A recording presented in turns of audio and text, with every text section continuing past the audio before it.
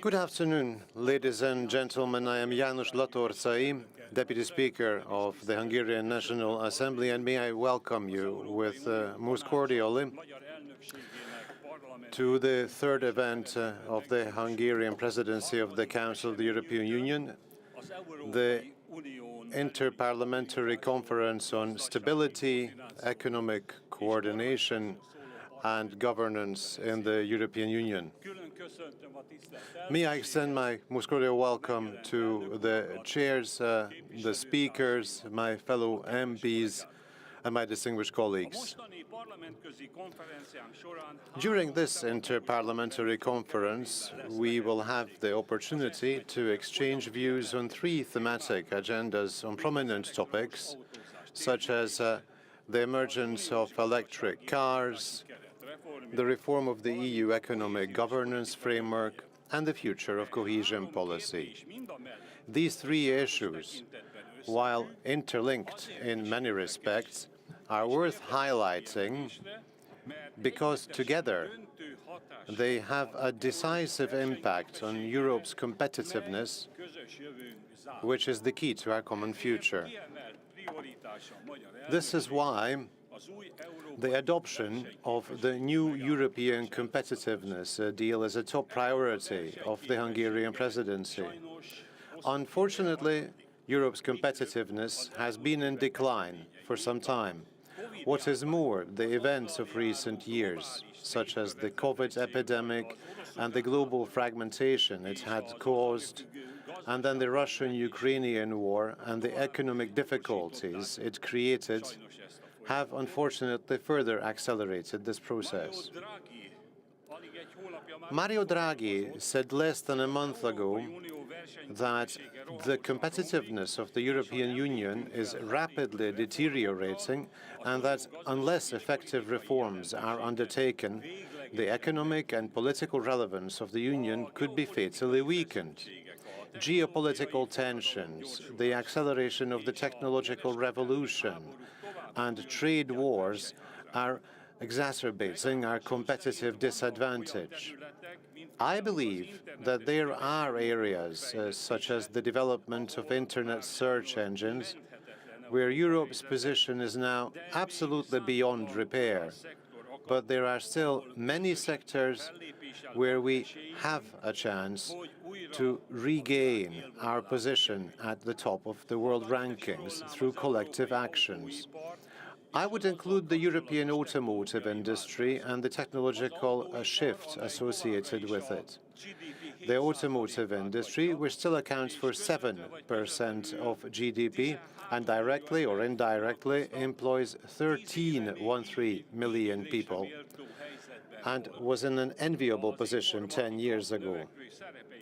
But the growing role of information technology and the electric switchover have dealt the sector a severe blow.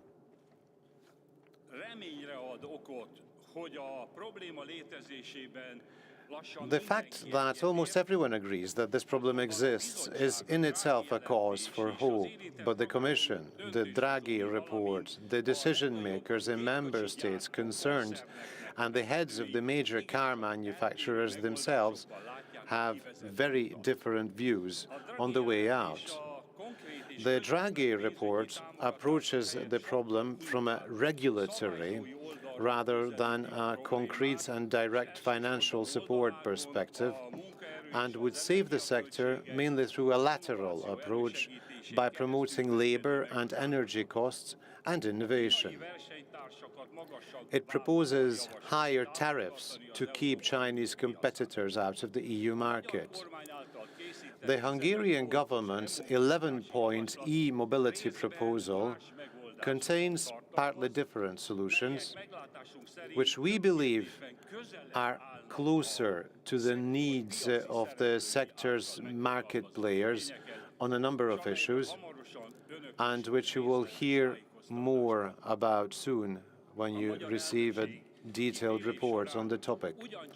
Another priority for the Hungarian presidency will be to put into practice the new rules of the reformed economic governance framework and to launch the next cycle of the European semester in line with the new rules. The reform of the economic governance framework was accelerated at the end of last year under the Spanish presidency.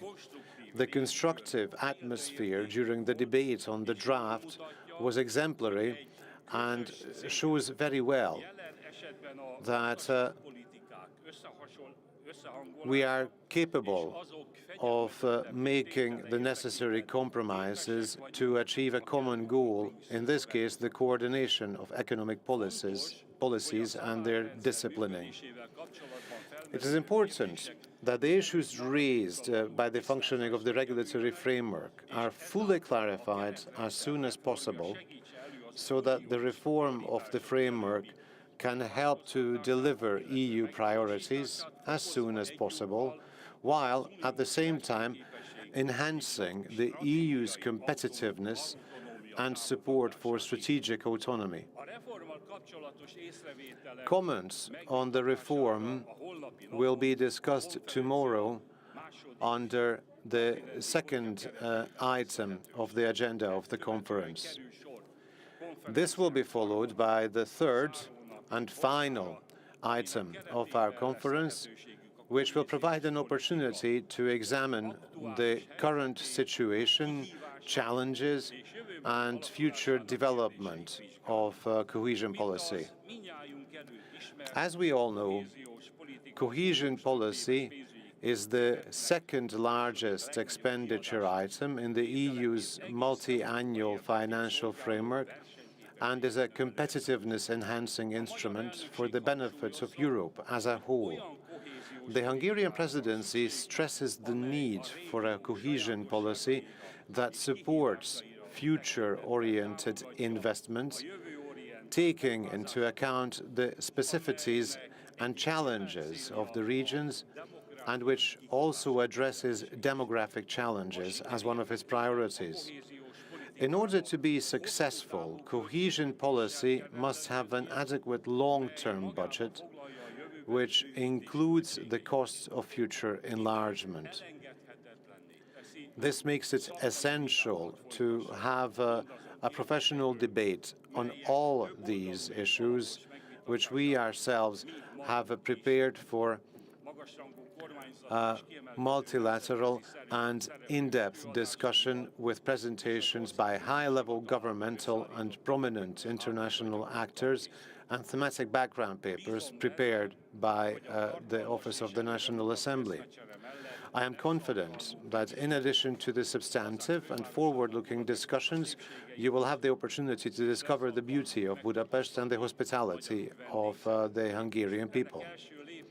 As a first step, I most cordially invite all of you to take a tour in the Parliament House after the official part of the conference, which will not only introduce you to the building itself, but also to some of the peculiarities of Hungarian history. And I hope it will help you to understand why we Hungarians are so attached to our national sovereignty. With these thoughts, I thank you on behalf of the Speaker of the House, László Kövér, for accepting our invitation. Welcome to Hungary, all of you, and welcome to the House of Parliament. Thank you for your kind attention.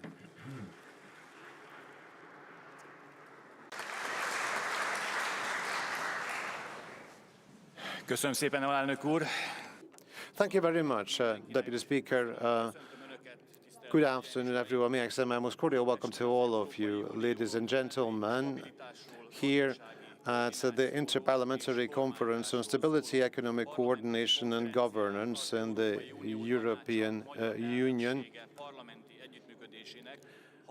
at the third event organized by the Hungarian Presidency. Thank you very much for accepting our invitation. I would like to inform you that based upon your approaches to the Presidency, the representatives of the Parliament of Kosovo will also participate. I am Peter Cseresnyit, Vice President of the Economic Committee of the House of Parliament, one of the co-hosts of the event. I am assuming my role in place of Eric Banki, the chairman, who fell ill. On behalf of the National Assembly, three committees, the Committee of Economics, the Committee on the Budget, and the Committee on European Affairs, act as co-host in Budapest. And now, a few technical details in relation to our conference. During the course of today, we will provide interpretation in English and French at today's meeting, and according to other requests, we will also have Italian, German, Spanish, and Serbian interpreters available. Please ask our colleagues, organizational colleagues in the room, for help in choosing your preferred language. Speakers are kindly requested to speak from their seats using the clip-on microphone, which is located in your desk drawer. And please do so at a normal pace for the sake of interpreting. You do not need to press a button to indicate your wish to speak, as the microphones will work automatically according to the order in which you take the floor, as you will see on the screen behind me. Please do not bring food or drink into the chamber. Water and coffee will be provided in the corridors throughout the entire conference. We are within historic walls, so the technical facilities in the room do not reflect all the requirements of our time, and charging of your electronic devices is only possible outside at the entrance to the room. And turning to the substantive part of our conference, allow me to open the first item of the conference agenda with my introductory presentation. Kedves kollégák, tisztelt hölgyeim és uraim! Distinguished colleagues, distinguished ladies and gentlemen, when we mention European competitiveness as the center of our discussions and negotiations nowadays, well, we will hear rather gloomy statements. Europe's competitiveness is facing serious problems, it is in decline, it is lagging behind global competitors. These and similar statements can be found, it's enough if you leaf through President Mario Draghi's recent comprehensive report. European competitiveness is therefore a challenge, but I believe it is also an opportunity for success.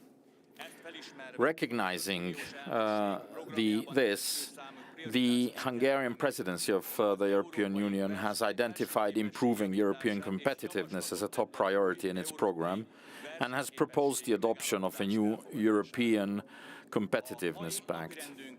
In setting our agenda today, we have also chosen to discuss an area in which Europe, despite the difficulties affecting its competitiveness, plays a leading role and intends to maintain this role. It is also a priority for our economies and for European citizens, for the outcome of our joint reflection and cooperation can have a positive impact on European competitiveness itself. With the European Green Deal, the Union has taken a pioneering role in reducing greenhouse gas emissions and in achieving Europe's goal of becoming the first climate-neutral continent by 2050. But there is still much to do to achieve this ambitious target.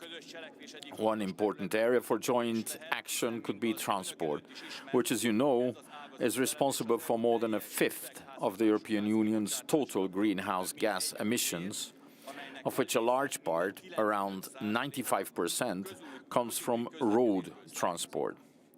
It is therefore not an exaggeration to say that achieving the goal of the European Green Deal depends on our ability to make the transport system as a whole sustainable. Encouraging and promoting electromobility is a clear solution to reducing emissions by the transport sector. By increasing the use of electric vehicles, local carbon emission can be reduced, people will have access to cleaner air, and therefore their quality of life will improve. Europe is also leading the way in this sense. From 2035, only new cars and vans with zero emissions will be allowed on the market. The economic importance of the European automotive industry is unquestionable, and it is we could say, the engine of Europe's growth. The sector accounts for 7% of EU GDP, has a turnover of over 100 billion euros, and generates over 390 billion euros in public revenues. The European Union is the world's second largest car producer, with more than 12 million vehicles produced in 2023. If we look at the EU's top 10 car-producing countries, we see that this sector is not exclusive to the West or to the East or to the new or to the old member states. From Spain to Romania, from Sweden to Italy, we are all impacted. And let's not forget the most important point. The European automotive industry, directly or indirectly, employs 13 million people, almost 3% of the population of the European Union, and in terms of numbers, higher than the entire population of Hungary.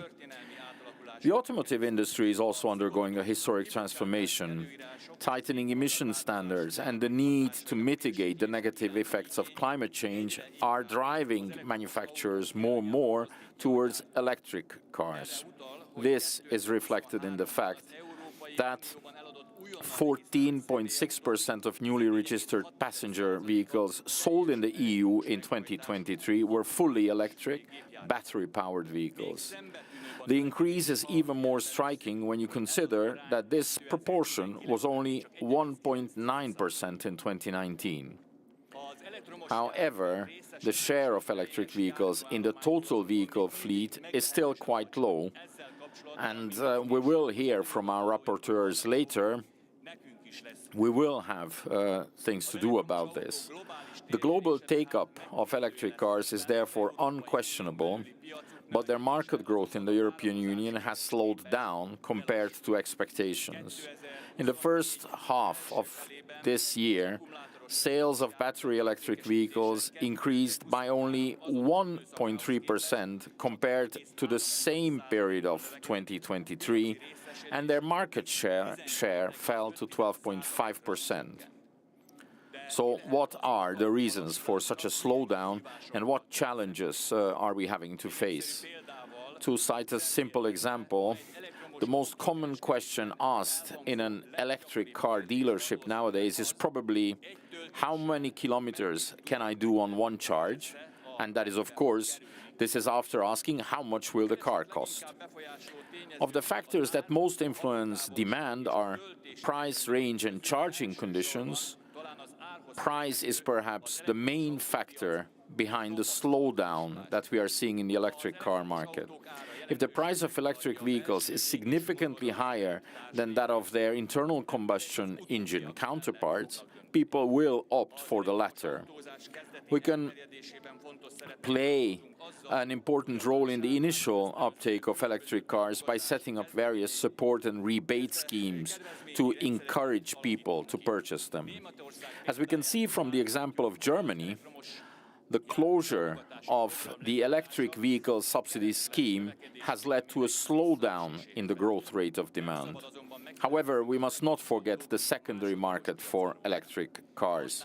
The price of used vehicles is lower than new ones, but buyers can be easily put off by the lower or reduced battery capacity of older models. In addition to encouraging the purchase of used electric vehicles, we therefore need to find a solution for replacement and recycling of batteries. The range of electric cars is also significantly impacting demand. To encourage customers to choose electric cars over the normal ones, the distance they can travel on a single charge needs to be increased. This development is also driven by strong competition in the electric car market, with European manufacturers making significant efforts to increase range. In my opinion, we can help to maintain the competitiveness of the sector through joint action and by effective support for research and development. The charging possibilities already mentioned will also have a major impact on the demand for electric cars. Infrequent, distant public charging infrastructure or long charging times have a negative impact on customers' decisions. A related controversy is that an inadequate charging network density may discourage electric car ownership, while more cars would be needed to operate a larger infrastructure. Action at the EU level is therefore essential to develop both community and household charging infrastructure, ensuring that the number, capacity and deployment density of chargers is increased, and that the necessary electricity network is developed and existing capacity is expanded.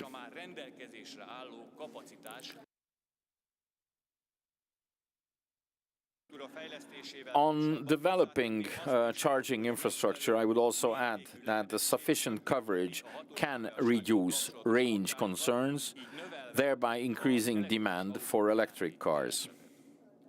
So the challenge is given, but the opportunity for cooperation is also there. Our speakers will present the position of the Hungarian government and the industry, but afterwards I'll be looking forward with great interest to hearing your comments and views, my fellow members of parliament. I'm confident that our joint thinking will bring us closer to our goal of modern, resource-efficient, competitive, sustainable and climate-neutral European Union.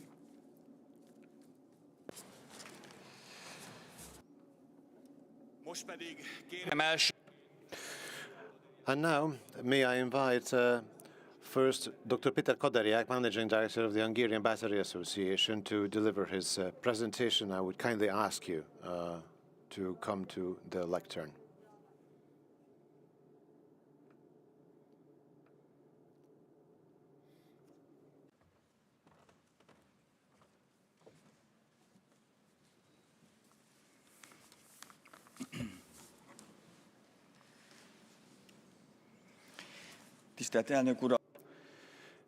Distinguished Chair, dear ladies and gentlemen, it is indeed a great honor and privilege for me to have the opportunity to share with you my opinion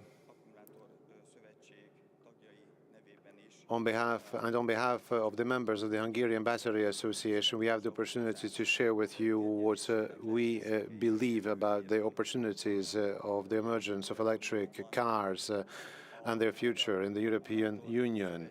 The Hungarian Battery Association was established in 2021 as an organization with the objective of the following: the shift in the Hungarian automotive industry and the battery manufacturing should be utilized because the shift to electric vehicles is indeed very strong in Hungary, with the participation of foreign stakeholders, and we see a very significant, even at European level, a very significant battery hub being established, building on capacities, and as expected by 2030, it is Hungary where they will manufacture approximately 20% of the battery cell demand of Europe, the most important market of which is the electric vehicle. Therefore, the debate is very important for the Hungarian government and Hungarian society that we are witnessing at a Hungarian and a European level, and we are very happy that we can share with you our opinions pertaining to that at this occasion.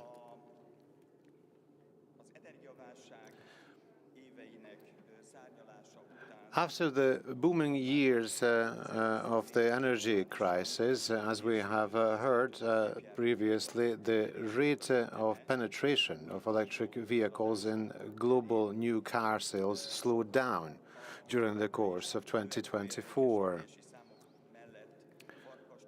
Many actually are crying a wolf and talking about the e-mobility boom exploding, getting blown up, the balloon bursting. It is often reported in the media that new electric car owners are already regretting their choice and want to switch back to internal combustion engines. And those who wish to buy a new electric car fear that the performance of the vehicle will fall short of their expectations in terms of range, charging facilities, and on top of that, they will also cost much more than their internal combustion counterparts.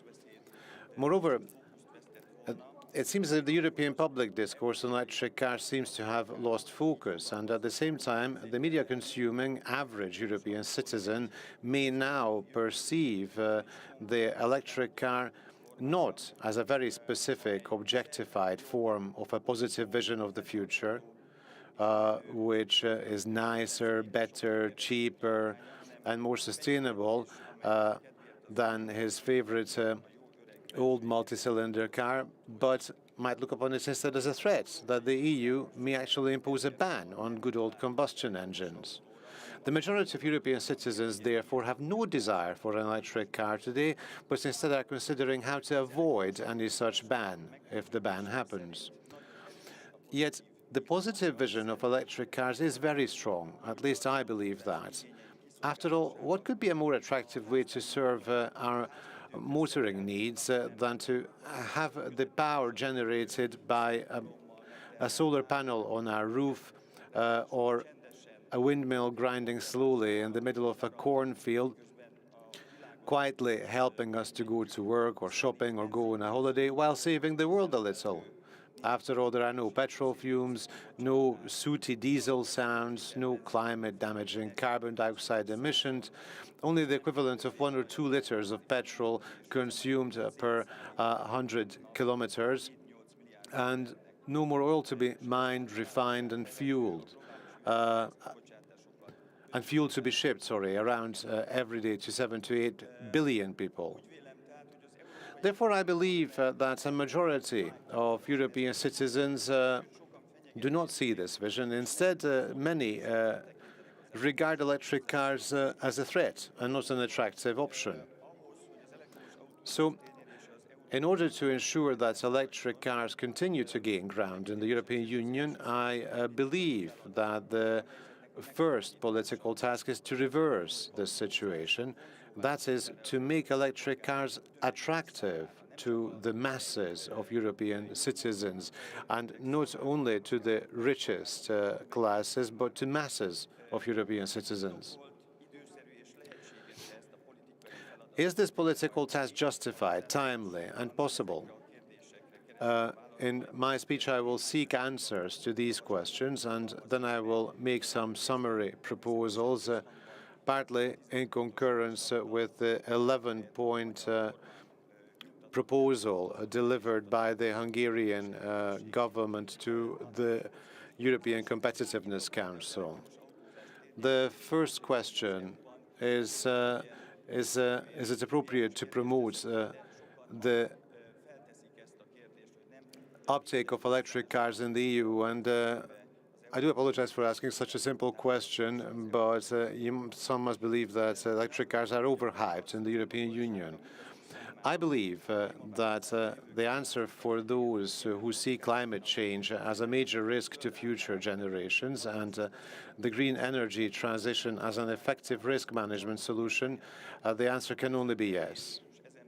Transport, and within that road transport in particular, is responsible for roughly 1/5 of global greenhouse gas emissions, which in Hungary is 21%.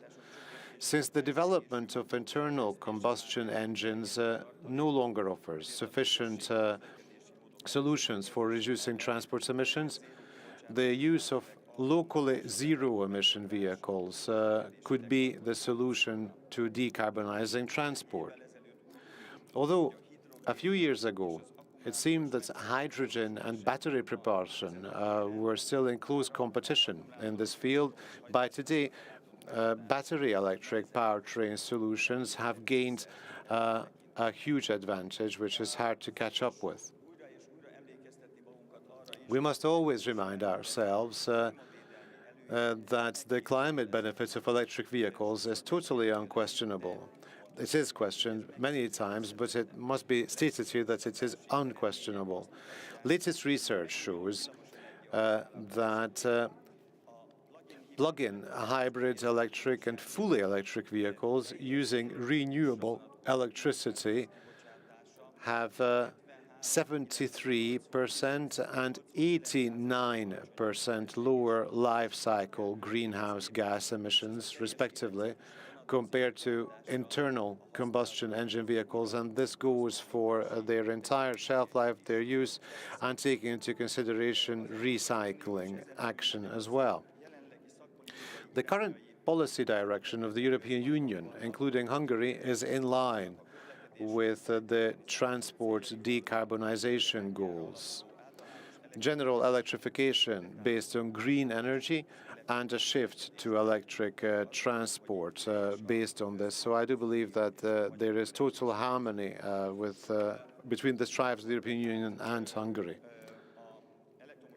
So is it time to promote the uptake of electric cars in the EU with the current dynamics? Do we have to do it now in the European Union? If we look at the market trends, then we can reach a conclusion that the bad news of 2024, besides those market trends, clearly show that the dynamic shift to electric cars is continuing. According to the latest survey by the International Energy Agency, the leading energy think tank in OECD countries, it is predicted that that it is only a matter of time before electric cars become the dominant mode of transport. They predict that the global fleet of pure electric vehicles will grow from 42.9 million in 2024 to 430 to 500 million in 2035, which is a 12-fold increase from today's level if current policies and the announced measures are implemented in the surveyed countries. The share of electric vehicle sales within new car sales will increase from 15% in 2023 to almost 45% in 2030, and to approximately 66% in 2035, and these are global figures. In 2023, China was the largest market for new electric vehicle sales, followed by Europe and the United States. The global dominance and order of these three markets will be maintained in the 2030-2035 timeframe. Growth dynamics are expected to be strongest in the US and the EU because the Chinese are starting up from higher figures anyway. In Europe, electric vehicle sales will grow from 3.4 million vehicles today to 10.1 million vehicles a day in 2030 and to 15.5 million in 2035.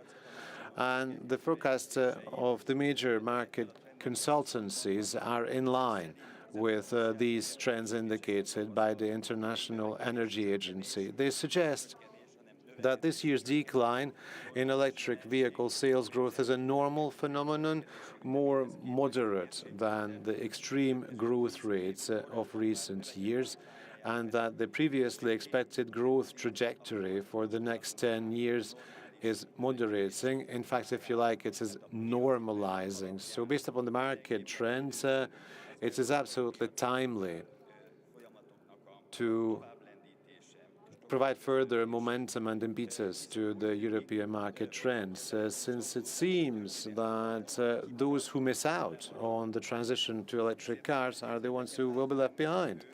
It is therefore not surprising, given the above trends, that there is a cutthroat competition for the development, production, and localization of electric transport solutions, especially between the leading regions, China and Korea, and the US and the EU. China and Korea have a significant competitive advantage in this area. In particular, they have a decades-long advantage over Europe and the US in the development and production of advanced high-performance batteries, a key component of electric vehicles. The development of electric motoring, electric cars, is also supported by significant public subsidies. Electric car production in China and Korea has led to the strengthening of companies that are already competitive with Western manufacturers over the last decade. Let us just think of BYD, or in Korea, the Hyundai Kia Group and their excellent achievements in this field. The US is responding to this challenge with innovative developments, as we are accustomed to, and unprecedented market protection measures.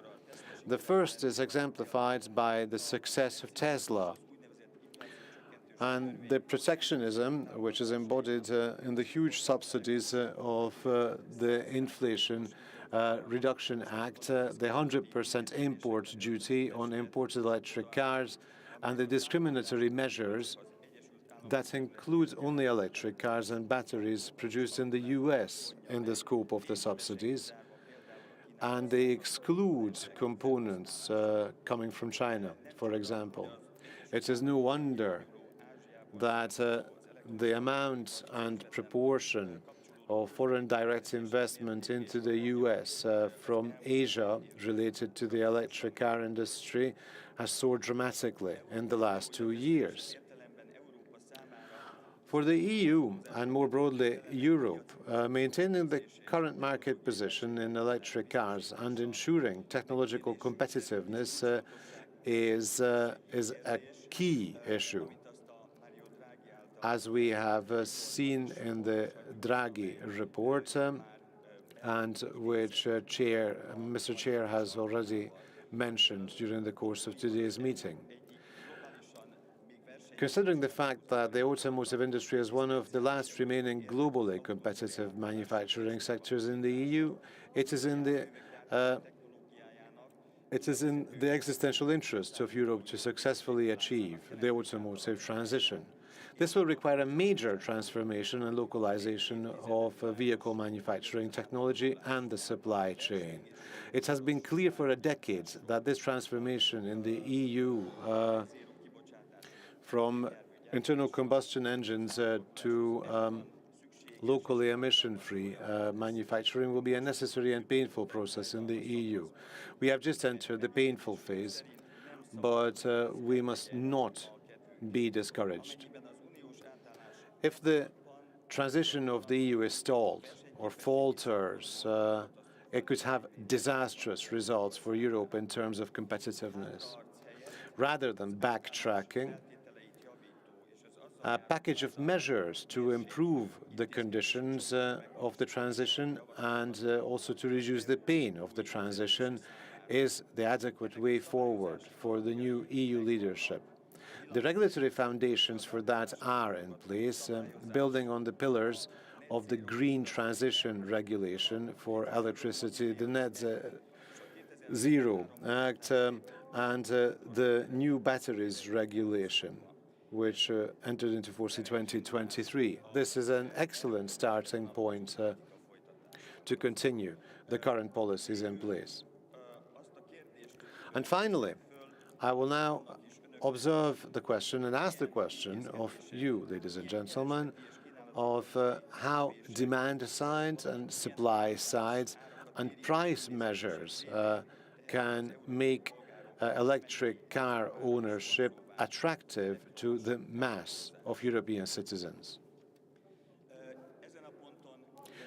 At this point, first of all, I would like to make reference to the 11-point proposal package of the Hungarian government, but I believe that Mr. State Secretary will deliver a presentation on that very soon. So therefore, allow me to turn to my personal favorite proposals, also supported by the Hungarian Battery Association, and provide you with a list of those. First of all, as we have heard, we need an adequate pricing, an attractive pricing, and we must make sure that the cost of electric vehicles is competitive to internal combustion engine cars, and this has to be enforced in the case of new cars as well. And therefore, it will be a highlighted task to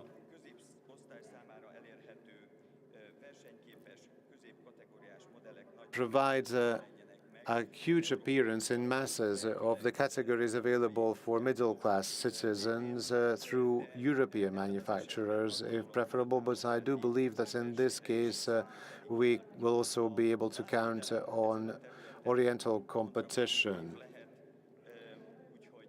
Tariff protection might be counterproductive in this case, so we have to be very careful with customs protection. And naturally, the prices are also impacted by the various subsidies which are available in the various member states, including Hungary, for consumers. It is my personal belief that these subsidies must focus on the middle class. The large electric SUVs and luxury cars being subsidized by the government only enforce and enhance negative feelings towards electric vehicles. So we must focus with our subsidy programs on the middle classes. We have also mentioned the issue of adequate infrastructure. Obviously, a public charging network is a very important topic, but we must not forget that in the case of electric vehicles, 90% of charging takes place in the home. So the significance of home charging should be taken into consideration during your debates. This is my kind request, and to try and turn your policy measures in a direction which enable the promotion of home charging. And I would like to add here, in the form of a comment, that Hungary has enforced very beneficial energy prices due to the decreased overhead costs introduced by the Hungarian government, which adds a competitive edge to those who opt for electric cars. We have also heard about the issue of the used car market. We're talking about a new technology. Many customers who wish to purchase used electric cars do not know what they are actually buying, and they do not even have transparent information available on the condition of the batteries. So at a European level, we could ensure that an information on the health of batteries is or would be an obligatory task for all those who wish to sell their electric cars, and the governments could make sure that this information, which is very easily generated from a technological aspect today, is actually generated, which would probably decrease the high level of discount of electric vehicle prices when we're talking about used cars. It is my personal belief that many do not opt for electric cars because they don't have any driving experiences. They don't know what it's like to sit inside an electric vehicle. They never had the opportunity to test one. So we also have a proposal to you that mass driving experience should be provided for car drivers of the future, perhaps in a way that it would be the condition of gaining a driver's license to get acquainted with the driving experience pertaining to electric vehicles. And for that, subsidy programs could be provided for driving schools, providing them with electric vehicle, for instance, so that the young have an experience firsthand on what it's like to sit in an electric vehicle rather than an internal combustion engine vehicle. They might not even opt for sitting back into the latter anytime in the future. And on the demand side, it's also very important that the security risks attached to electric vehicles be diminished, because we can hear of a lot of cases of fire. We're talking about a new technology, which means that the safety and security regulatory part is very important. And finally, allow me to share with you three other proposals. It's very important to have an integrated structure shift within the European Union, where those who fall out of the supply chain because you do not require any exhaust pipes, for instance, are provided with retraining by the government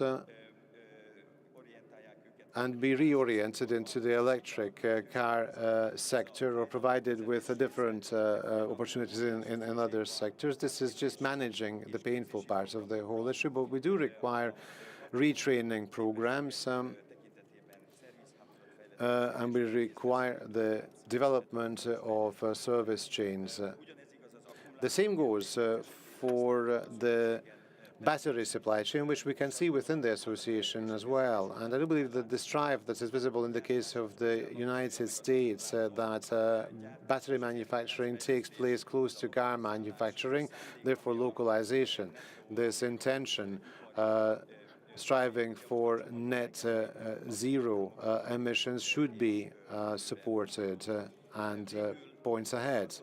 And finally, I believe that Europe, since it is import dependent not only in the areas of natural gas and oil, but also in the case of rare materials when it comes to battery manufacturing, we must turn special attention for maintaining these materials in our own territory, and the practice applied by China, that this black must that is required for recycling in the case of electric batteries, they imposed a ban on its export from China. Probably Europe should consider something similar, namely that these raw materials should not be allowed to leave European territories, but we also must construct the recycling capacities in Europe, making sure that the proportion of recycling included in the Recycling Act should be implemented. Thank you very much for the opportunity to share with you these thoughts, and I wish you lots of success in your debates. Thank you.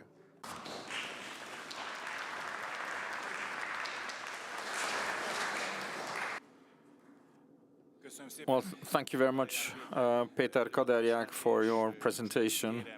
And I'd like to ask Máté Lóga from the Ministry of National Economy, who is the State Secretary for Economic Strategy, Financial Resources and Macroeconomic Analysis, to deliver his speech from the lectern.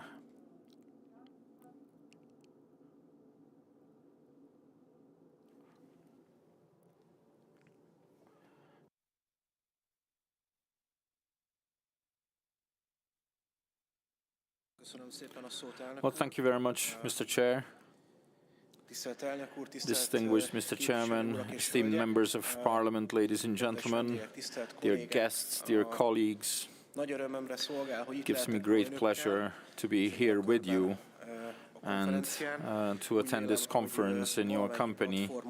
I believe every single platform has to be handled with priority care if it allows us to discuss two main issues of our times: sustainability and competitiveness. The work of European decision makers will fundamentally decide if we can defend or protect the future of European citizens. Last week, ladies and gentlemen, I had the opportunity to chair the Competitiveness Council in Brussels. It was a great honor. There was a lot of very interesting and valuable thoughts that the attending ministers and state secretaries shared and contributed to the joint work that is conducted by the European Union and the member states in order to promote sustainability and competitiveness. Sustainability continues to be an important element in public discourse.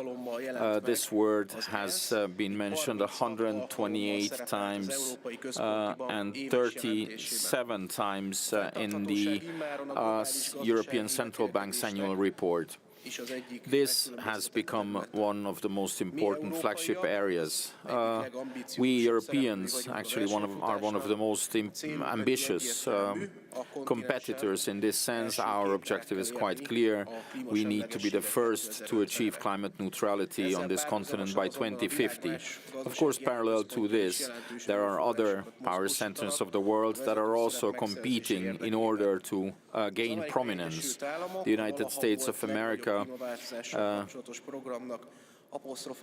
has announced the Inflation Reduction Act, the objective of which is to increase further American supremacy in green technologies. In terms of China, we are hearing as the most prominent green investor in the world, which by 2060 herself intends to be climate neutral. Speeding up this greening process is indispensable because in the basis of present forecasts, both in Europe and globally, we are behind decarbonization targets. I'd like to point out here that the Hungarian government was among the first to point out the difficulties of European competitiveness. The COVID pandemic, the Russian-Ukrainian war, the energy crisis were all issues that brought to surface the difficult points. And of course, we know that the European prices far exceed the American prices, whereas in the global performance, European performance have been continuously going down.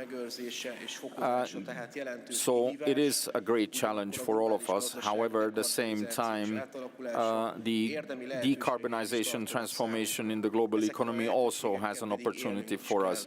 And we have to make use of these opportunities.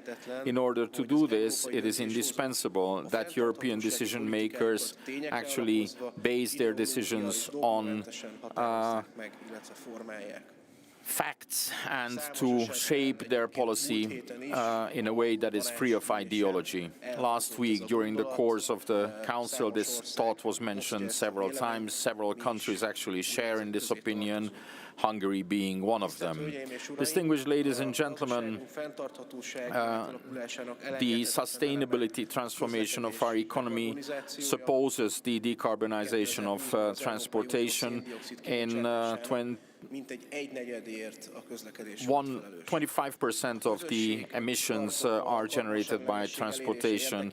In order to achieve carbon neutrality, the community has opted for e-mobility, and from 2035 onwards, only zero-emission new vehicles can be sold in the European Union countries. The market share of these vehicles, however, has not been increasing with the speed that we would have hoped. The EV segment has only reached around 2.5% in terms of increase. This is especially true in two large markets, Germany and France, where the sale showed a sharp drop. In order to achieve our sustainability goals, however, it is important for us to be able to restore the momentum of growth in the EV market segment. Hungary aims to be an economic bridge to allow the synergies of technology from Western and Eastern countries, and the production of electric vehicles can be an important platform for all this.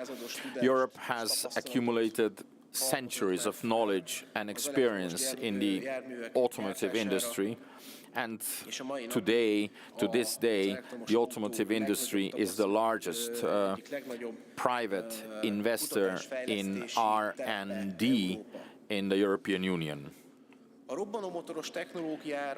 However, what concerns the shift from explosive internal combustion to electric powertrains, the pace of the EV revolution is now typically set by Asian countries because European car manufacturers have been slow to embrace this transition.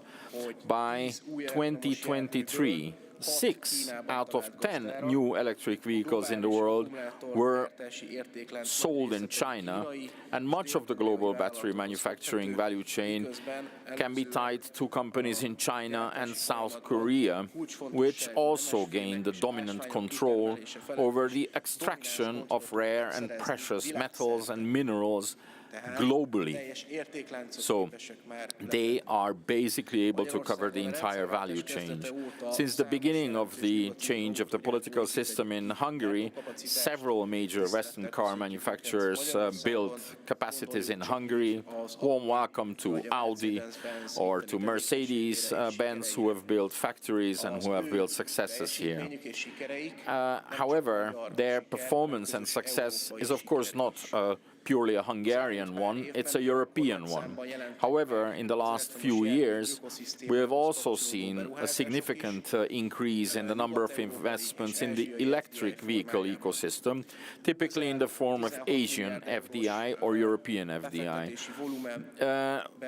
And the announced investments worth nearly 16 billion euros could make Hungary the world's fourth largest battery producer, allowing Hungary to supply about 35% of the EU demand alone, and thereby to allow Hungary to make a great contribution, a major contribution to decarbonizing transport.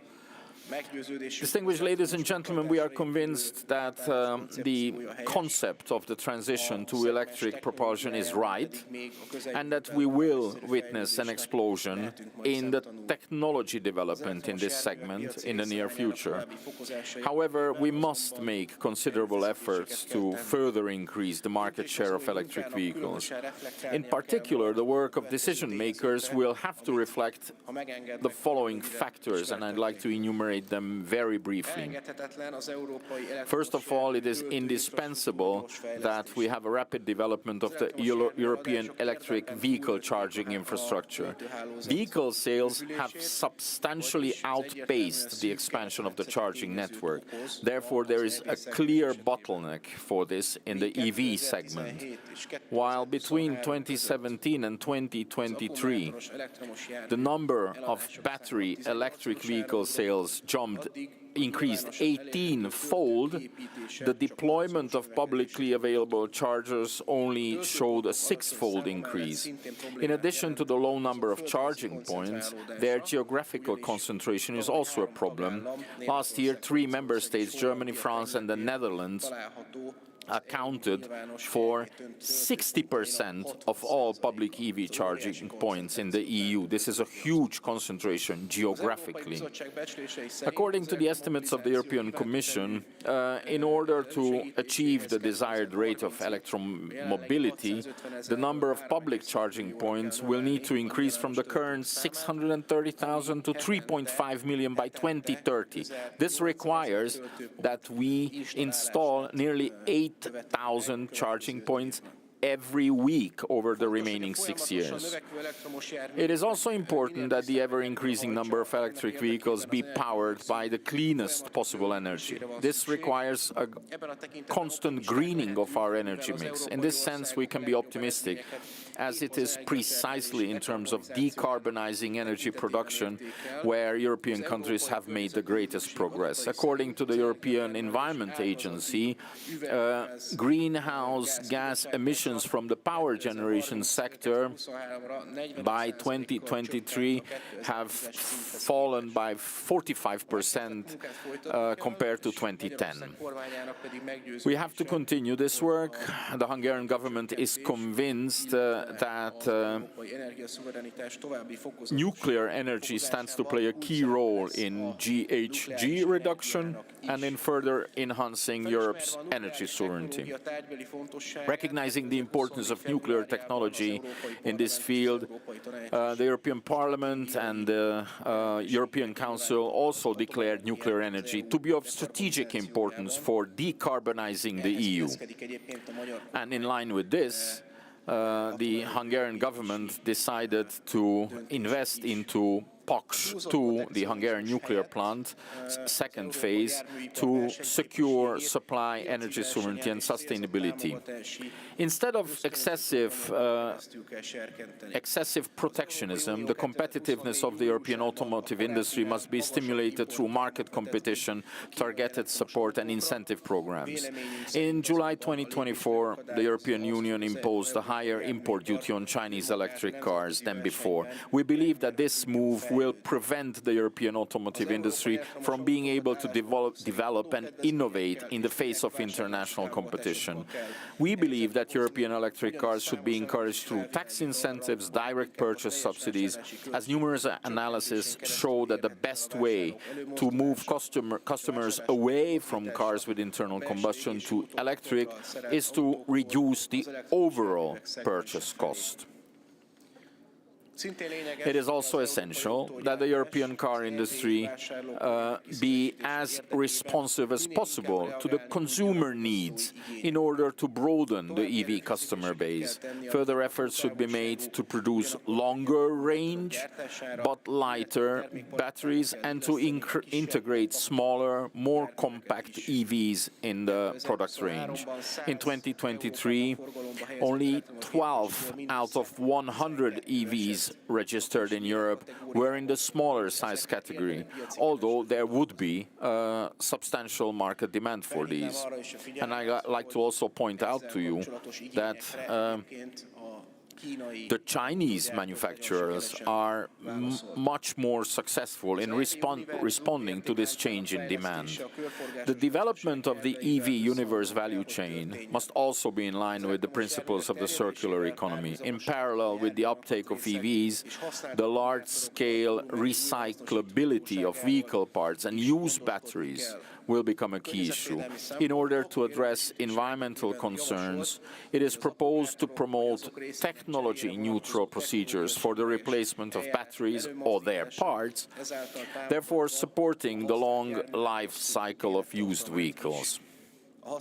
In the case of used batteries, it is proposed to introduce a mandatory recycling method and a new certificate of reliability issued by state-supervised agencies. Electric vehicle production can create jobs across a broad spectrum of the economy and can also contribute to the development of the SME sector. At last week's Competitiveness Council discussed precisely this, promoting the SME sector. We believe that European SMEs do have a place in this value chain, and it is precisely this that we would like to promote, so that they are able to actually join the group of companies that are participating in electromobility, both through vertical or through horizontal integration. And for this, member state governments should also develop targeted programs with green and digital characteristics, and they should aim to contribute to the international EV value chain with activities that have the highest possible added value.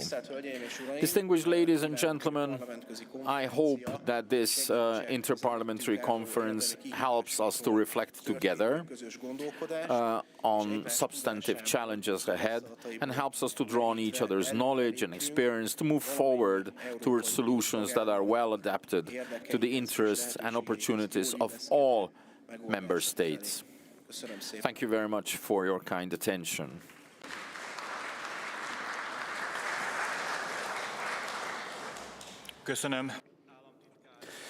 Thank you very much, Mr. State Secretary, for that very interesting presentation. Following the keynote presentations, we have now come to our discussion. I would like to inform you that 17 requests to speak have been received on the basis of preliminary application.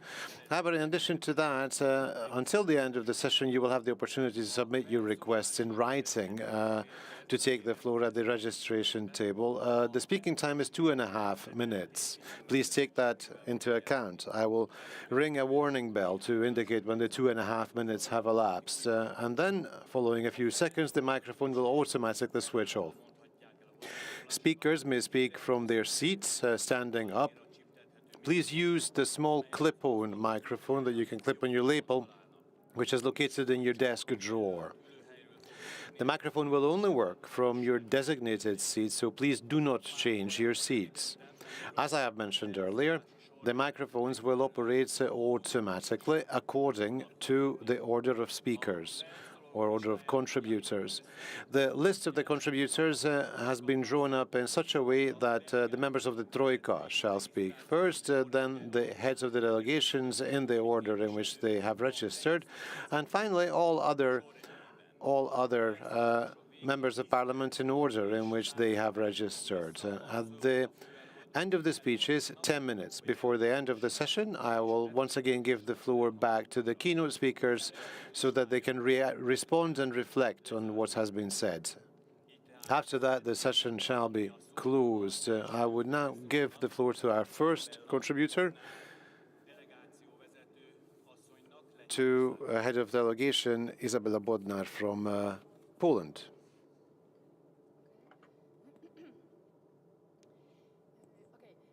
Distinguished Chairman, dear ladies and gentlemen, first of all, I'm very pleased to be here and to take a part in this inspired discussion. Before I answer the question whether Poland is ready for electric cars, I would like to point out a few data points because I believe that we have something to be proud of, and above all, we are something to build on in terms of mobility. Poland is one of the largest suppliers in batteries of electric cars in Europe. In 2022, we were the largest manufacturer in European Union and the second largest in the world. We are also among the leading manufacturers of automotive parts in the world. Our export volume achieved near 70 billion euro. The automotive industry in Poland employs 200,000 people. With the connected businesses, it's almost 500,000, which means 8% of Polish GDP. Because this is a very large number, the Polish government has set itself the goal of protecting and ensuring the continuation of production, also after the transition to new low or zero emission solutions.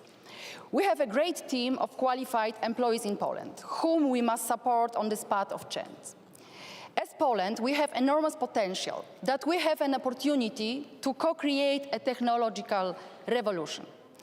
We are aware that the automotive transformation requires support from the state at the very initial stage, including financial incentives. That is why we are running financial support programs for a purchase of light electric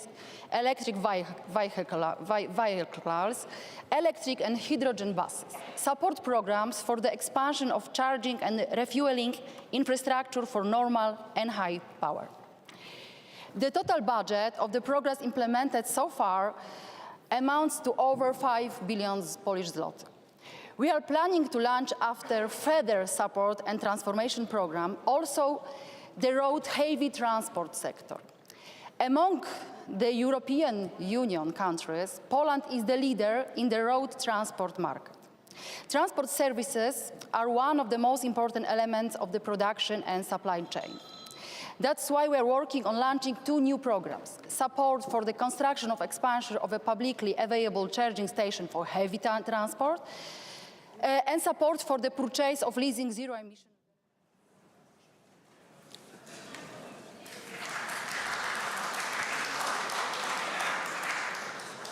Megadom a szót. I will now give the floor to Mr. Thomas Geisel.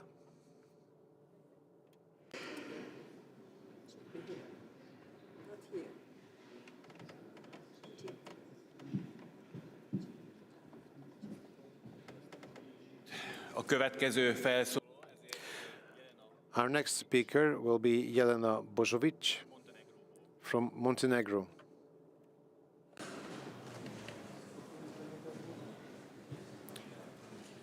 Jelena Božović. Jelena Božović from Montenegro.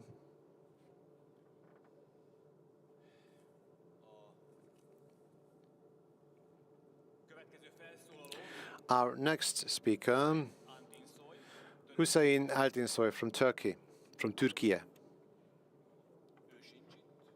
He's also not present, as far as I can tell. I'll give the floor to our next speaker, because the previous speaker was not available. Jacek Włoszowicz from Poland. As you know, in Poland we have two chambers, the lower one and an upper, and sometimes we differ in something. I would like to say about the future, about the nowadays, the past and the past of the past, and maybe, Chair, you decide to give me this 2.5 minutes more. Fortunately, the past of the past for me it starts in 1970. Why? Because in that year, Santa Claus came to me and gave me a car. It was electric car. It was an electric car called Wartburg, and it was a Polish. Also, a friend of mine was also given the car. It was also Wartburg, but it was no Polish. Immediately we start to play, and it turned out that when I would like to catch him, because he was a stealer, I was a policeman, and I pressed the lights, my car start to slow down. It was the warning sign for me. In those times, I haven't no knowledge of physics. Now I know, and I know what's going on. And now about the past. It was in the beginning of 21st century. We noticed that the climate is changing and that we should do something with that. We blame also the transport and the cars for the emissions, and our solution was to make electric cars. Nowadays, we have electric cars. We have electric cars which the range is not good enough. The process of charging is very long. The points of charging for us are not there are not enough of them. Sometimes we feed our cars with electricity which is produced of crude oil and also of gas. It's not the way we thought it will be. It will be. What does it mean? We should abandon this idea, or to keep that like it is. For example, when we look on our phones, we have to charge them every day. But no one is going back to the telephones which we have 20 years ago. Thank you. Szeretném. And now I would like to give the floor to our next speaker, Unufrius Kula from Cyprus. Electromobility is vital for achieving the EU's climate and energy goals, but even more important, for enhancing its energy security and strategic autonomy. Electric vehicles are central to decarbonizing our economies and reducing dependence on imported fossil fuels. The European Union currently remains heavily reliant on energy imports. Therefore, it is crucial that we invest more dynamically and decisively in electric vehicles. Significant advancements in technology have been made, along with the reductions in manufacturing and purchasing costs and improvements in the range of electric vehicles on a single charge. However, the EU has not matched the bold strategies implemented by countries like China to promote electric vehicles. In fact, it was the competitive threat from China that prompted us to impose tariffs on Chinese electric vehicle imports to protect our European auto industry. Unfortunately, instead of a dynamic promotion of electric vehicles policies, now they are close to competitiveness, there was a setback and hesitancy in incentives and investments which led to a decline in demand of electric vehicles. In light of these developments, we must accelerate our efforts. In my opinion, we need to formulate and implement a comprehensive pan-European strategy to boost demand for electric vehicles. This strategy should include providing incentives for consumers to purchase electric vehicles expanding charging networks and infrastructure, offering R&D funding to the European electric vehicle industry so it can catch up with global competition. All of these have to be done simultaneously for obvious reasons, unless nothing will be beneficial by itself. We could redirect funds from the current multi-annual financial framework to support these incentives.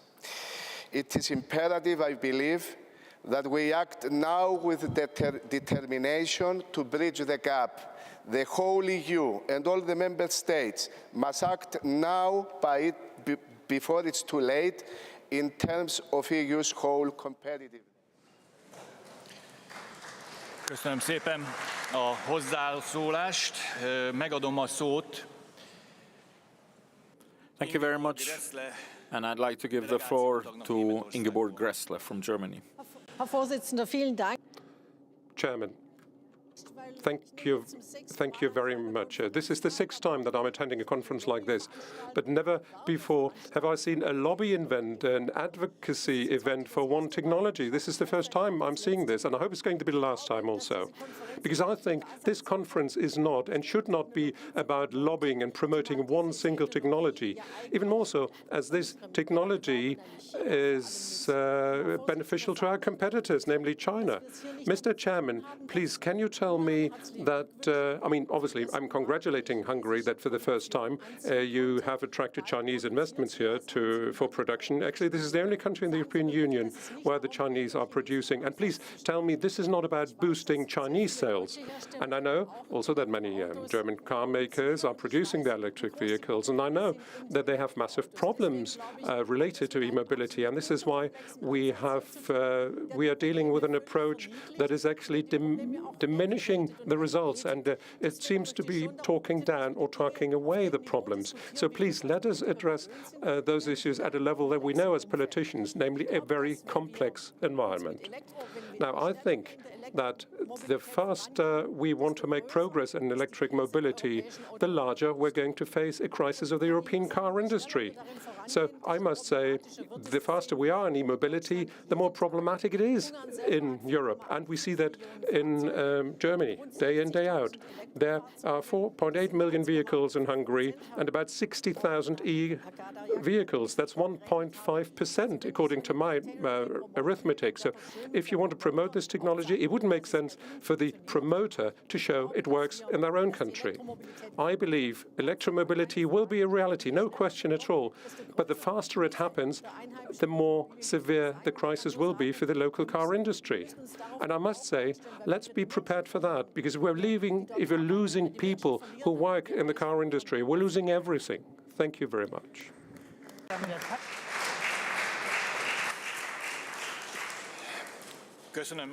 Well, thank you very much.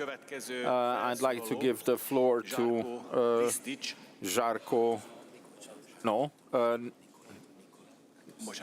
I'm sorry. Nikola Radosavljević from Serbia. Thank you. At the beginning, I would like to thank the host of the conference, and I would have to highlight that we have the highest point historically of our relations. The strong positive trend in development of bilateral relations is reflected in 6 sessions held successfully by the 2 governments.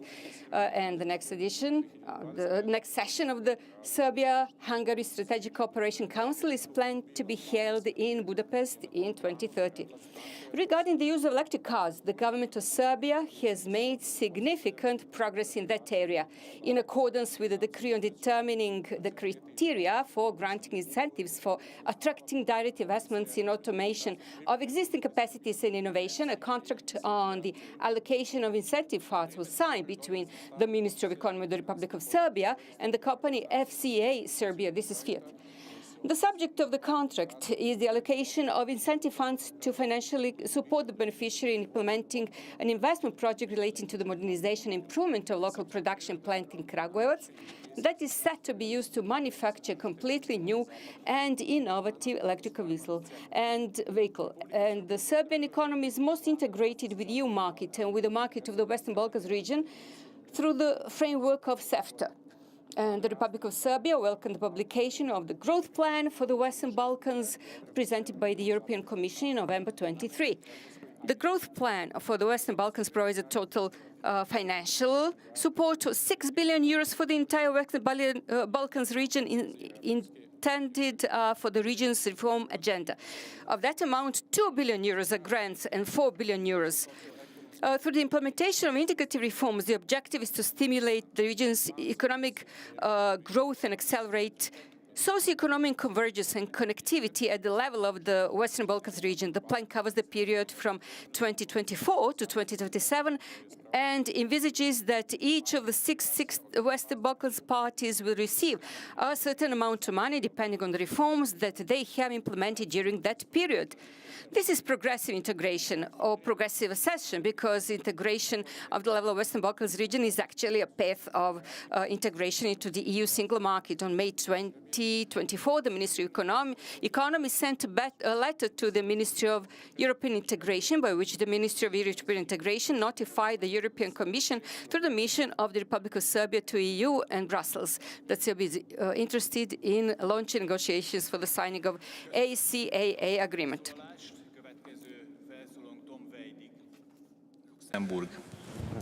Tom Weidig. Dear colleagues, why are there no horses on the streets of Budapest today? Because a better technology, the combustion engine, came along. It completely transformed our mobility, but not because horses got outlawed or because the government gave massive subsidies to cars. Only when the cars confirmed their superiority did industry and governments build the necessary infrastructure. The electric car is still an immature technology. Batteries are large, heavy, and low reach. And I have no idea where all the electricity should come from, especially if you destroy safe nuclear industry and cheap Russian gas is gone for many years. I doubt that when we change to electric cars that CO2 emissions will be reduced, because the oil not spent on cars in Europe is spent in Russia, India, and Africa, and less efficiently as in our modern diesel engines. Don't get me wrong, I love technology, I have a PhD in physics, and I am excited about how Elon Musk and others revolutionized electric cars. But I also worked in venture capital, and I know that pushing an immature technology too hard does far more harm. We politicians should trust in free markets. The industry and entrepreneurs are at the edge of technology and know best what could work. And the consumers, what they need in their life, we politicians do not. Our role is to provide the best possible framework, fair competition in a free market, money for research and universities educating the best engineers. Therefore, we should drop the ban on combustion engine for 2035 and reduce our subsidies. A better technology does not need either. Thank you.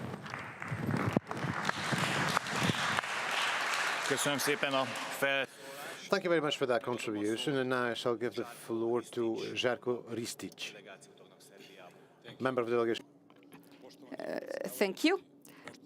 Distinguished Chairman, distinguished Minister, dear fellow parliamentarians, I am very honored to be here in the National Assembly, and my name is Žarko Ristic. I'm a member of the Committee on the Economy, Regional Development, Trade, Tourism and Energy of the National Assembly of Serbia. In Parliament, I am an opposition MP. I thank the host of the conference for the invitation, and as my colleague mentioned previously, in accordance with the decree on determining the criteria for granting incentives for attracting direct investments in automation of existing capacities innovation, the government of Serbia signed a contract when we talk about that production plant in Kragujevac.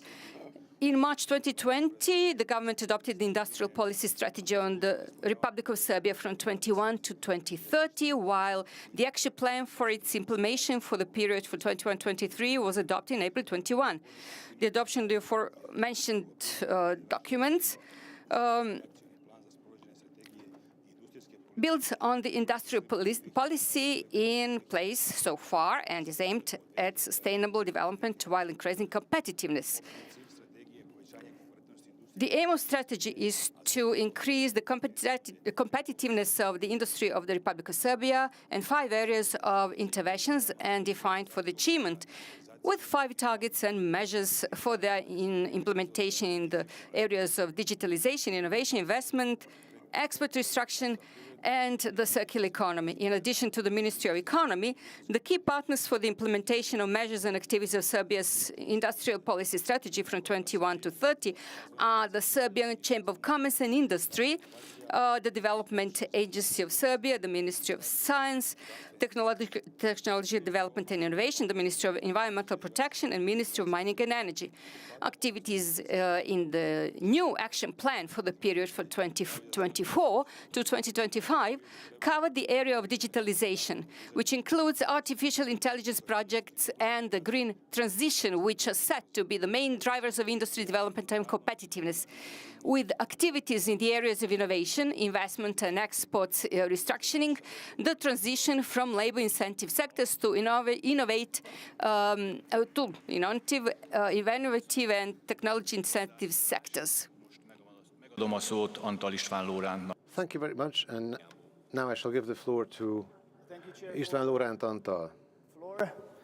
As the chairman of the Energy Committee from the Romanian Senate, I'd like to give you a short overview on the real situation on the energy sector, and starting with my home country, Romania.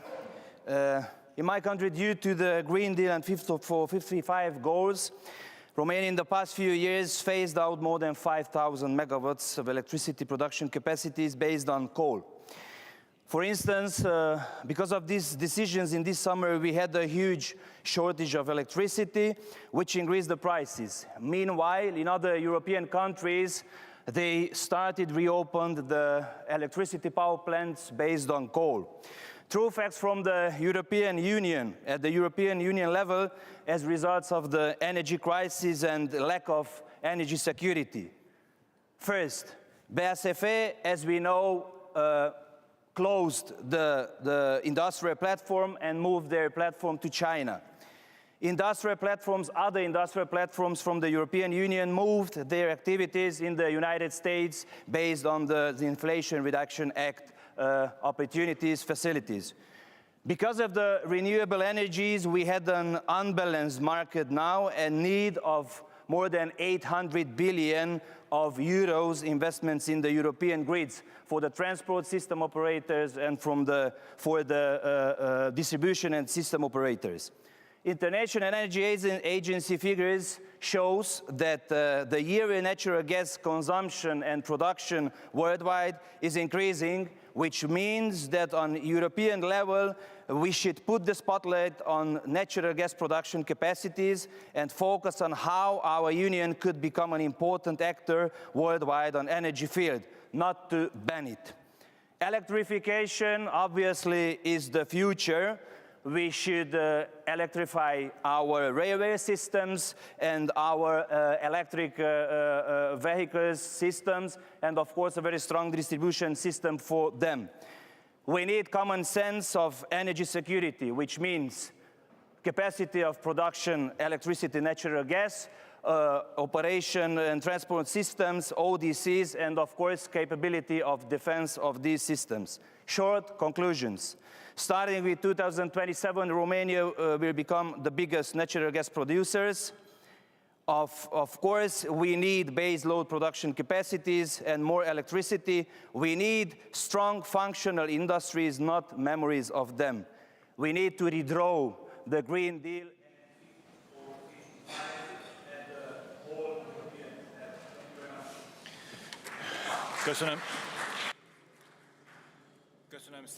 Thank you very much. And now I will give the floor to Bartolomeo Amidei from Italy. Presidente, esimi colleghi, la Commissione Industria, Commercio, Turismo, Agricoltura e Produzione Agroalimentare del Senato italiano sta svolgendo un'importante indagine conoscitiva sul settore automotive. Unfortunately, the microphone of the English. The Italian government is dedicated and committed to the policies which target any shift to sustainability. And the committees, responsible committees, are performing a very important survey on the importance of electric cars. The spread of electric cars has become rapid worldwide, and many countries have decided to take measures in order to avoid or take out from the market internal combustion engines. However, there are risks that such shifts will be forced which focus on a single technology without any measures taken which do not take into consideration anything that is important for the Italian and the European industry. The charging infrastructure is gradually developing in Italy, but slower than in other countries. Italy is the most motorized country in Europe, and the cars are the queen of mobility. The increase towards electromobility and the opportunities pertaining to it are great, but they would require a long-term plan which efficiently take into consideration supply and demand, the supply chain, and the policy that provides support for all that. The shift would require more gradual interventions which can provide actors of the sector with the necessary tools so as to ensure that the extra costs do not burden the employers. Unfortunately, we often see the tendencies that the shift to electrification is only limited to large automobile manufacturers. New skills are also required and comprehensive R&D activities, especially in the case of the small and medium enterprises of the sector. There are almost 600,000 individuals working in the Italian automotive industry, majority of which are employed by companies with less than 50 employees. The shift to electromobility, which is considered as merely a manufacturing opportunity, also carries other risks, since the European market will have to enter into competition with China and the United States. Therefore, we must cater for this transition and defend this sector of strategic importance for Europe. And in climate neutrality, we could rethink any steps that we take in the field of a shift to electromobility. Thank you very much for the intervention, and I will give the floor to Carsten Klein from Germany.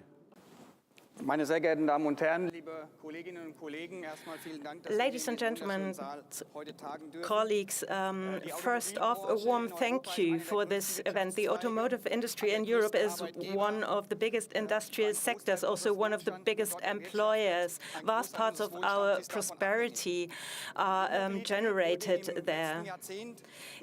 Over the last decade, e-mobility has been significantly promoted.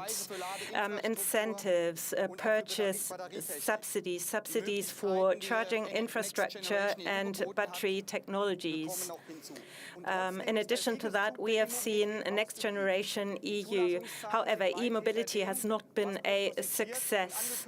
Registration numbers lag far behind what has been forecast, and that is why the response cannot be more subsidies and more support measures. We have to pursue a new approach. We need to be honest. E-mobility is not climate neutral. Looking at our electricity mix today, we need technology openness. As politicians, we should consider all technologies that can lead to climate neutrality. In Brussels and in Europe, there's still a lot of room for improvement concerning the rules. And third, we must not overburden our populations and our economies when it comes to speed, and that is why we need new fleet limits. We don't have to raise awareness. We don't have to provide more information. Everybody who would like to try out an e-vehicle can do that, and we should let our citizens decide for themselves whether they want to use an e-vehicle, and they can make up their minds for themselves in terms of range, in terms of charging infrastructure. We have to define our goals clearly, and the market will decide whether cars with combustion engines or e-vehicles are the solutions here. Thank you.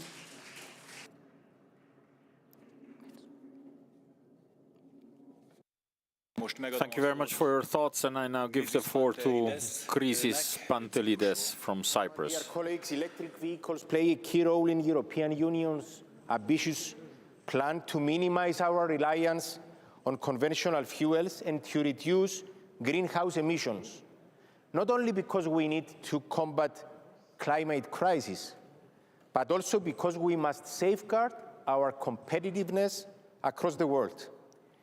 European Union's advantages are there: advanced technology, financial resources, innovative industry, and strong commitment to environmental sustainability.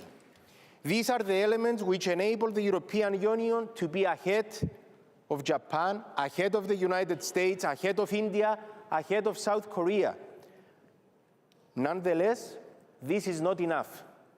To lead the global electric vehicle revolution, we have to compete with China in car production and sales, and we need to encourage European citizens and European businesses even more generously, even more effectively, to use European electric vehicles powered as much as possible by clean and renewable sources. Thus we will be able to influence global developments and shape international standards in the booming electric vehicle industry. The path is quite clear, but we have to be flexible and effective, and we must take bold steps. Increase charging points across Europe, increase green energy production, encourage investments in research and development for energy storage, provide to consumers more simple and attractive incentives, and last but not least, create educated and skilled workforce which will support this emerging market. Dear colleagues, Europe leads for decades the conventional vehicles industry. It is in Europe's hands to repeat this achievement in electric transportation, for a cleaner, safer, greener, and more competitive future. Thank you. Köszönöm szépen. Thank you very much. And now I give the floor to Florence Blatry-Contant from France. Merci, Monsieur le Président. Mes chers collègues, avant d'évoquer le sujet de première importance qui nous... Thank you very much, dear colleagues. Before I talk about this important topic as a member of the French Senate, I would like to say how happy I am to be here at this debate today. The future of electric vehicles, I would like to discuss from national and from international perspective. Transport is perhaps the largest emitter of greenhouse gases in France, even ahead of the industry. Therefore, this is a basic priority sector for us in terms of our ecological transition. So France has supported the transition with an ecological bonus. The French Senate discovered that this bonus that is actually given has supported the purchase of Chinese vehicles, which for ecological purposes, which for economic purposes, and also ecological purposes posed a problem. So therefore, the government decided to recalculate this bonus, and in this new recalculation they are actually also incorporating the information of how much CO2 was emitted during the production of that vehicle. I think that is the kind of role that a national parliament should play when it comes to a true, real ecological transition, and these are similar challenges that other countries are dealing with. There is an environmental and an economic challenge. Of course, on the one hand, we would like to respect the ban that we have set for ourselves for internal combustion vehicles from 2035, but at the same time European institutions should also protect the European vehicle manufacturing from all kinds of unjust competition, and if it is necessary to actually impose a special tax on Chinese vehicles, as it was proposed by the European Commission, then so be it. That might be what we need. For us, we believe this is an important, necessary step. Thank you very much, Madam Senator. And now I give the floor to Mariusz Wiczak from Poland. Dear colleagues, we are here because we have to think how to improve the situation, because electromobility market seems to be in stagnation. We know why, because of the prices of energy, high prices of electro industry. Electromobility cars are too expensive, and if we want to introduce better, we need to coordinate some kind of issues. I think that coordination is the key issue for us. For example, recharging system. Recharging system should not be different abroad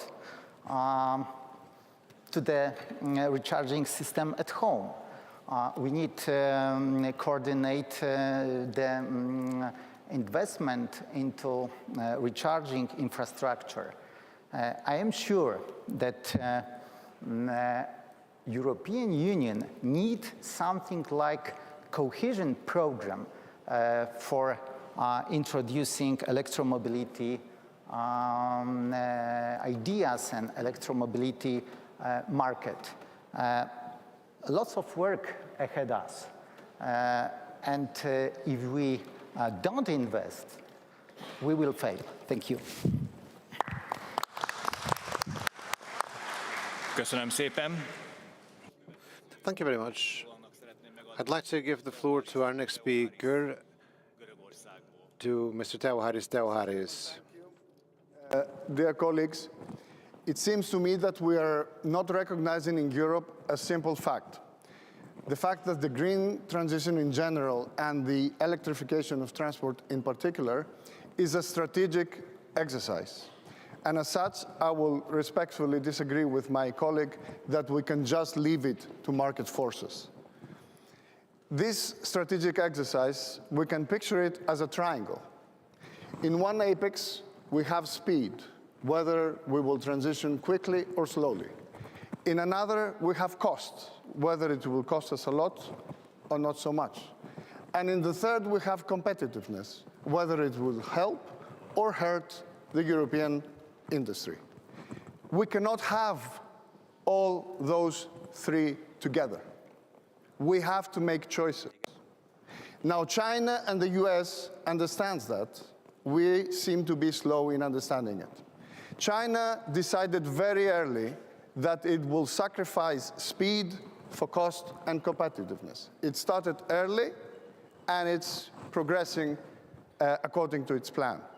The US decided lately that it will sacrifice costs for speed and competitiveness. With IRA, it's spending a lot of money in order to ensure that it achieves the other two objectives. We have to decide what we're going to sacrifice and what we're going to keep. And this discussion has to be European, and as a result, it has to happen in the European institutions. Unless we make those decisions, I don't think we can easily move forward. So I put forward that this is a discussion that needs to happen urgently, and as a result, the actions will follow much more easily after that. Thank you. Köszönöm szépen. Thank you very much, and I now give the floor to Igor Peterna from Croatia. Dear Chairman, dear colleagues, the automotive sector is undergoing structural transformation, from the rise of electric vehicles to integration with circular economy and digital value chain. We believe that the EU Fit for 55 legislation package represents a solid basis for sufficient investments in fossil-free electricity production and infrastructure.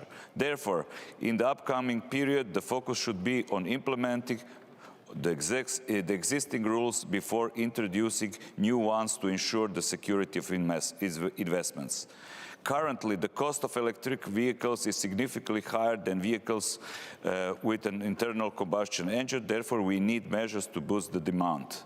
We believe that financial incentives for purchasing electric vehicles are needed, but they must be carefully planned to avoid strained investments and negative public attitudes toward new technologies. In accordance with the above, it is necessary to consider the types of vehicles that are co-finished and to prevent the co-financing of expensive vehicles and so-called large vehicles. Large vehicles also put pressure on the battery market because they need significantly larger batteries. Manufacturers must concentrate on the production of small city cars. Emphasis should be placed on the mass markets, which is exactly what we need and is what and want the transition to happen.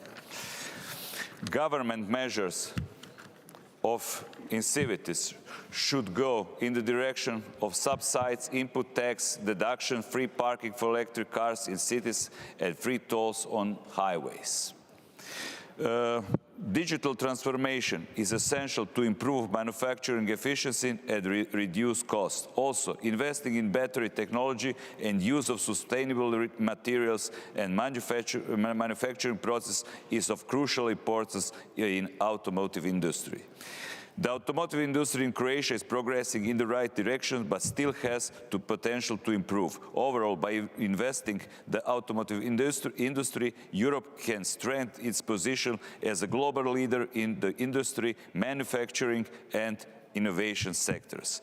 Time is short, so I will conclude here, and thank you very much for your attention. Köszönöm szépen. Thank you very much. There were no more requests for any intervention, so I would like to thank everyone for their interventions. And now I would like to give the floor back to our two keynote speakers to respond. First, I would kindly ask Mr. Secretary of State to deliver his responses.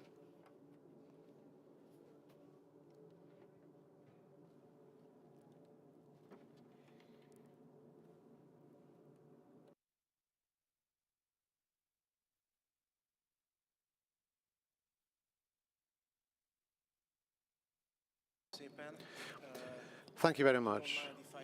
Continue in English because most of the questions were raised in English.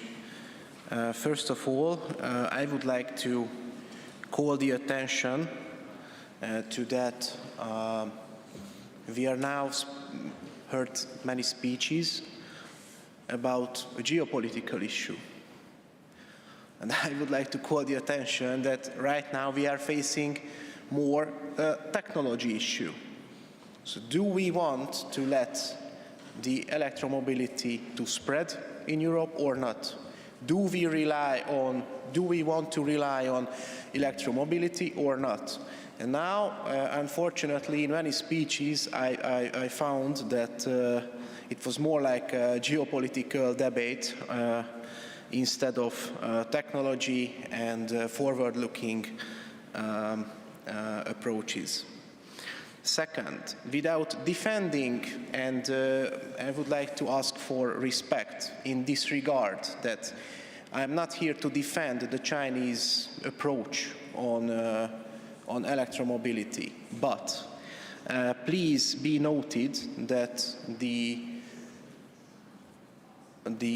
results and the consequences of IRA is also threatening the European industry. So when we are raising questions regarding the Chinese problem and the effect of Chinese technology spread to Europe, I would like to call the attention to that within the framework of IRA, the United States of America is basically attracting EU and European companies as well. This is also a huge problem, and I would like to call the attention to the fact that last week during the Competitiveness Council there was one specific issue being raised by your government members, is that the too much economic legislation is causing harms for the industry as well.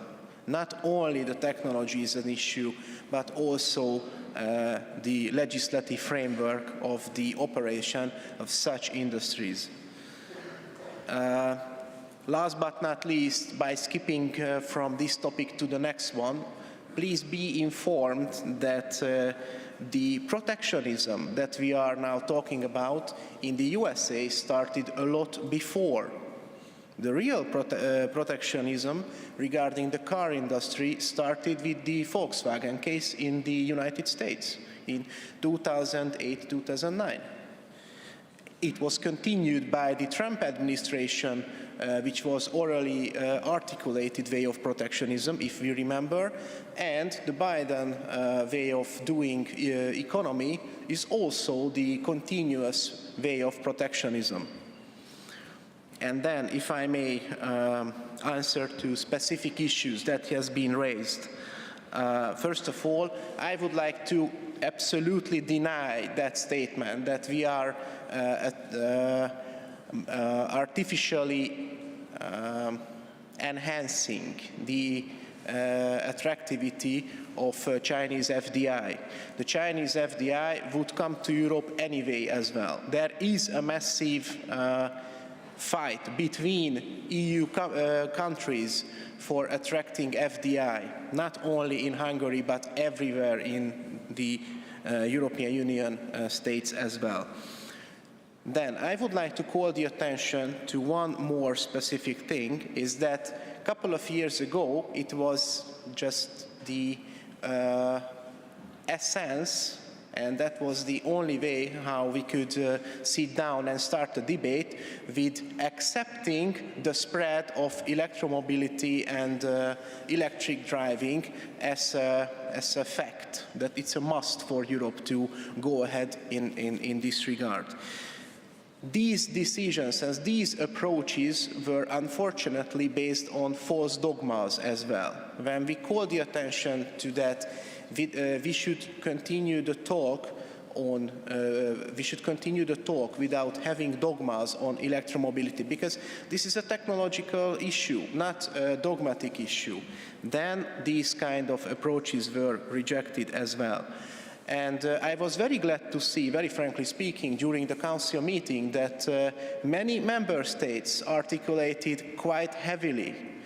I don't want to go into the details which member states, but many of you I can tell, otherwise I would be an honest broker, so please forgive me for that, that technological and technological capabilities, capacities, and way of doing business and having the right infrastructure for electromobility, these four elements have to work hand in hand.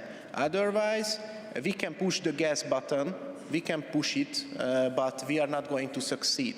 And I think that's a very, very wise way of approaching this situation. There is also a debate that I can see it's been emerging, and we should evaluate it, regarding the state subsidies. I would like to just kindly ask the attention to that. We in Europe can be very protectionism, can follow the protectionism. It's a decision whether to follow or not. We can close the borders for Chinese cars. But I would like to just kindly remind you that there are other continents in the world, and on these continents, since the Chinese cars seem to be very competitive, they will also compete with the European industrial products as well. So we can close Europe in front of Chinese technology or industrial product import, but there are other continents where they are not going to do that, and on those continents, European car makers will face a tough competition in that advance. So, first of all, I think it would be better to raise a question whether do we want to compete with the Chinese car makers or not? Do we want to reach the competitiveness through closing the borders for Chinese influx of technologies and industrial products? Meanwhile, I would like to also emphasize that while we are now thinking about whether to close the border lines or not, the US industrial production, especially in case of green technology, is improving. So I think it's quite problematic that 5 or 10 years ago, when we first started to put on table this green transformation issue, it was not articulated quite well that do we have enough capability, technology, and willingness to go through a transition from combustion-based engines to electric engines. Now we have started the route. We definitely took several steps. In Germany, for example, but I don't want to go into one specific countries, but in Germany it was dedicated, and it was a dedicated policy, for example, shutting down the nuclear plants. And when we have done several steps ahead towards electrification and green technology, now there are questions that maybe we should stop. So if we do something, then we should do it with full speed and full knowledge. Last but not least, 2 other things. One is gas, natural gas. I know this is a very, very sensitive question, but purely from technological point of view, I would like to tell that a balancing way of electricity is needed in our electric grids. Without balancing electricity, the electric grids are dead. How can we use balanced, and how can we ensure balanced electricity in our grids? One of the easiest way is still natural gas. So we can get rid of the gas. We can speak about getting rid of the gas, but unfortunately, for several more years, by increasing the green technology for one specific volume of green electricity, we will need one additional piece of balancing electricity as well. And the balancing source should also come from green sources. It might be correct, but most of the cases, the technology relies on natural gas.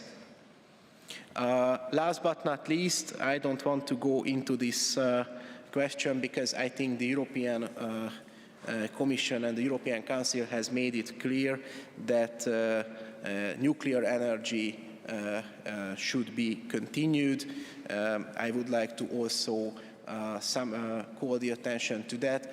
There is one specific country where the nuclear plants were shut down, and by facing the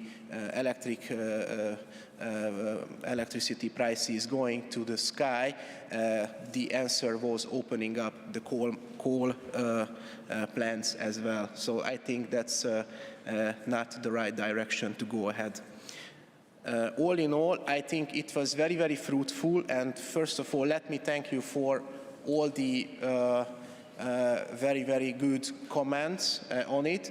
and I would like to facilitate all of you to spread your knowledge to your ministers and state secretaries who will be present at the next European Competitiveness Council meeting, because we are all ears, we are listening to the voices of your colleagues, and we would like to implement it in the so-called Budapest Declaration this year, and we would definitely want to facilitate you to share your view on it, send your comments, because we would like to facilitate the European competitiveness to have it increased. Thank you very much.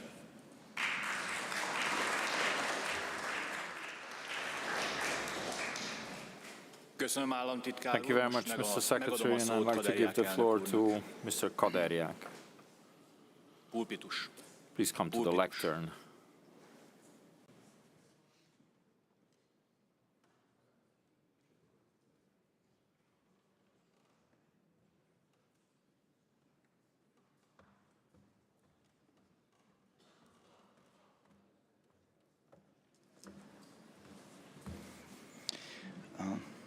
Dear colleagues, dear ladies and gentlemen, I would also like to speak English now.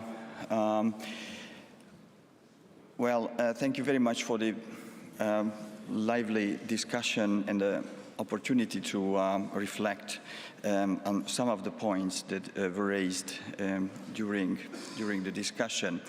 Well, my first comment would come to the geopolitical dimension of the discussion. And I think it's inevitable that when discussing electromobility and the energy supply for mobility in general, the discussion ends up in geopolitics. A few years ago, I served as an Energy and Climate State Secretary for this country and participated in several discussions on these issues. I mean, Europe's choice for Russian gas versus green transition, because Europe is unfortunately is an energy import dependent continent, and have to choose whether to use oil and gas and import it from Russia and other regions versus continue the green transition, for which Europe also doesn't have the necessary basic materials in-house in most of the cases. So that's inherently a choice between different dependencies.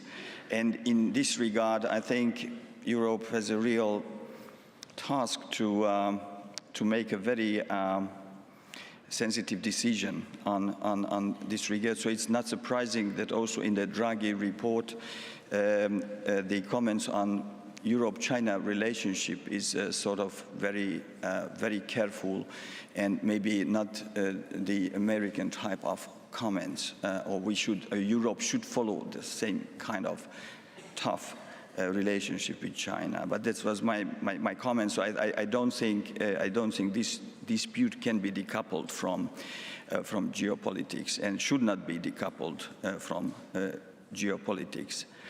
Now to the more some of the issues. For me it's so surprising how afraid and frightened some of the European car makers from the Chinese competition, while it is Tesla who is beating German car makers, I mean, on the European market. So it's, and we just don't talk about that. So it's Tesla which is the best-selling car in Europe, maybe first time after Ford, that would make such international success.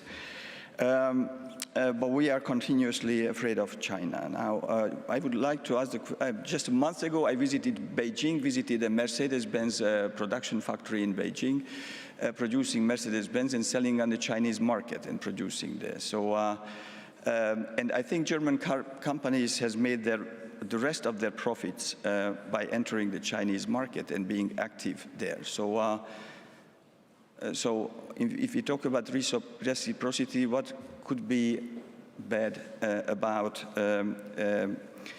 foreign investors entering the European market. For me, it's a really big question, especially when there are also some comments that we should carry out fair competition of different technologies on the European market.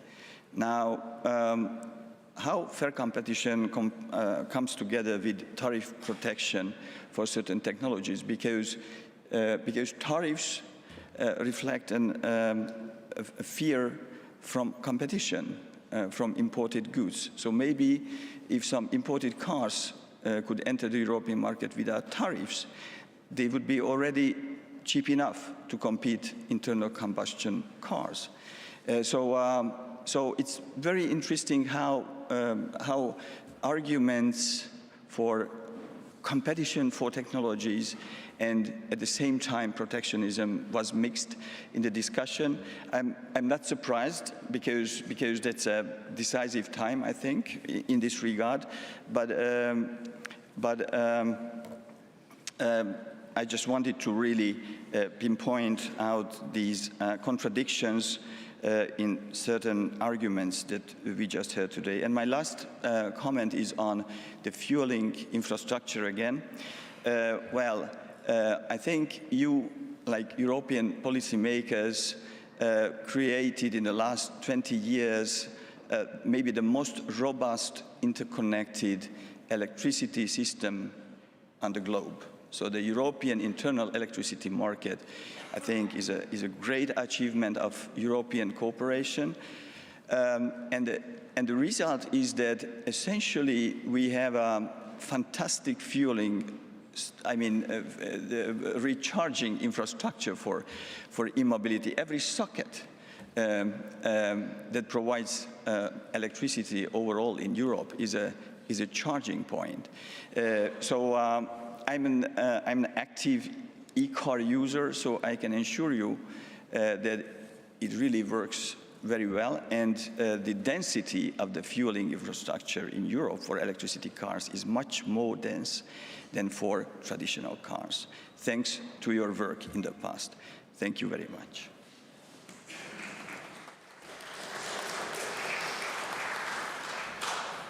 Thank you very much, Mr. Kaderják, for reacting. Distinguished ladies and gentlemen, we have come to the end of the first agenda point. I'd like to thank our speakers for coming and for sharing with us their positions, opinions on this very current issue, very important issue. I thank you all for your very active contribution to the debate and for your attention. Finally, I'd like to share with you information about the rest of the day. Soon, there's going to be a family photo. I would like to ask everybody who is attending and all the speakers to please proceed together to the main staircase of the Parliament, past the Hungarian crown. After that, we are going to have a French and English language guided tour of the Parliament building. And from 6 o'clock, you will all walk together to the pontoon on the Danube front, and you will have a dinner cruise on the Europa ship. I would like to remind you that tomorrow we begin at 9 o'clock with the official program, with the second agenda item in this very same room. I thank you all and wish you a very enjoyable evening.